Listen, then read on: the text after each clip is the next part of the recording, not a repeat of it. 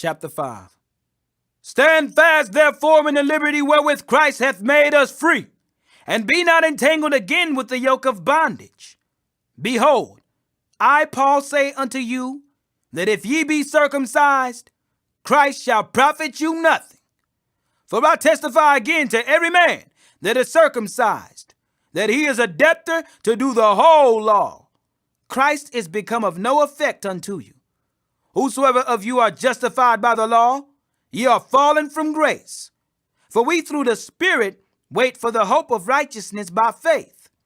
For in Jesus Christ neither circumcision availeth anything, nor uncircumcision, but faith which worketh by love. Ye did run well. Who did hinder you that ye should not obey the truth? This persuasion cometh not of him that calleth you. A little leaven leaveneth the whole lump. I have confidence in you through the Lord, that ye will be none otherwise minded. But he that troubleth you shall bear his judgment, whosoever he be. And I, brethren, if I yet preach circumcision, why do I yet suffer persecution? Then is the offense of the cross ceased. I would they were even cut off which trouble you. For, brethren, ye have been called unto liberty. Only use not liberty for an occasion to the flesh, but by love serve one another. For all the law was fulfilled in one word, even in this, thou shalt love thy neighbor as thyself. But if ye bite and devour one another, take heed that ye be not consumed one of another.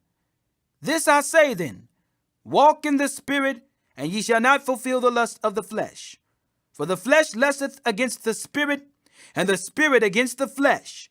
And these are contrary the one to the other, so that ye cannot do the things that ye would. But if ye be led of the Spirit, ye are not under the law. Now the works of the flesh are manifest, which are these: adultery, fornication, uncleanness, lasciviousness, idolatry, witchcraft, hatred, variance, emulations, wrath, strife, seditions, heresies, envyings, murders, drunkenness, revelings, and such like, of the which I tell you before, as I have also told you in time past, that they which do such things shall not inherit the kingdom of God. But the fruit of the Spirit is love, joy, peace, long-suffering, gentleness, goodness, faith, meekness, temperance. Against such there is no law. And they that are Christ's have crucified the flesh with the affections and lusts. If we live in the Spirit, let us also walk in the Spirit. Let us not be desirous of vainglory, provoking one another, envying one another.